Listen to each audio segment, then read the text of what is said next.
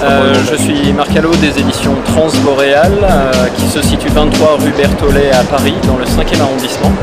Transboréal est une maison qui dévoue tous ses efforts à la promotion d'auteurs, d'illustrateurs ou de photographes qui à travers des études ou des voyages ont fait preuve de courage, d'engagement, de passion pour rendre compte et de leur voyage et de la réalité de populations ou de terres lointaines. Donc aujourd'hui vous souhaitez nous présenter un de vos ouvrages? Oui, le livre Himalaya, un voyage en musique de Tullio Rizzato et Karine Rochez que nous avons fait paraître en décembre 2008 dans la collection La Clé des Chants. Donc présentez-nous ce livre. Donc ce livre d'une centaine de pages illustré de 130 photographies est également accompagné d'un CD audio.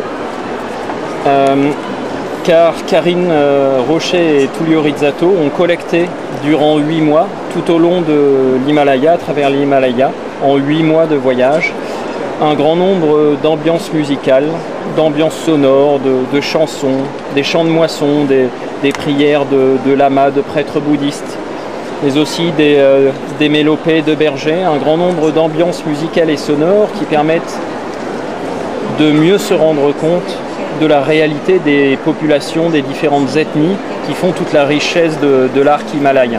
Donc c'est pas la première fois que vous faites cette expérience vis-à-vis de faire un livre, en même temps un livre avec un CD? Alors effectivement, il y a quelques années, nous avions fait paraître le livre Écho d'Orient avec Xavier et Isabelle Véron, qui eux avaient pédalé d'Europe jusqu'en Asie du Sud-Est en collectant pareillement des sons et des musiques. D'accord.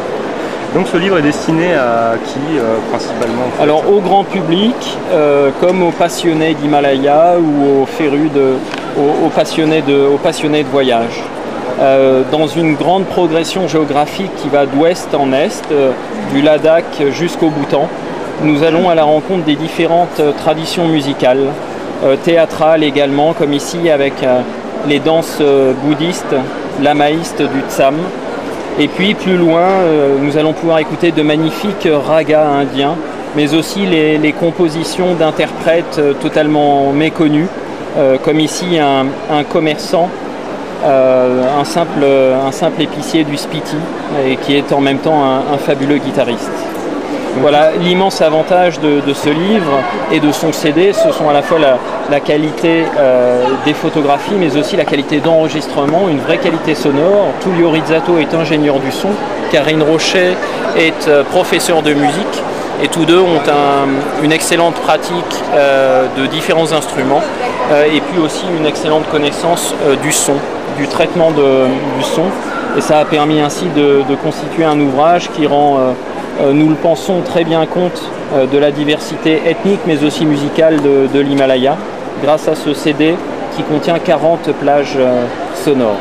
Donc un CD qui peut s'écouter indépendamment du livre et qui permet de mieux le comprendre aussi? Voilà, c'était le but, consacrer ce livre par double page à la rencontre d'un musicien ou d'un compositeur, mais aussi pouvoir librement, dans sa voiture, dans sa maison, son chez-soi, se familiariser avec simplement l'aspect sonore de l'Himalaya. Donc oui, évidemment, ce disque peut s'écouter indépendamment de la lecture, mais il est vrai que la lecture, la découverte de l'ouvrage, des textes, des rencontres, du vécu de ces deux voyageurs, mais aussi l'aspect photographique, permet de mieux appréhender la globalité de l'Himalaya.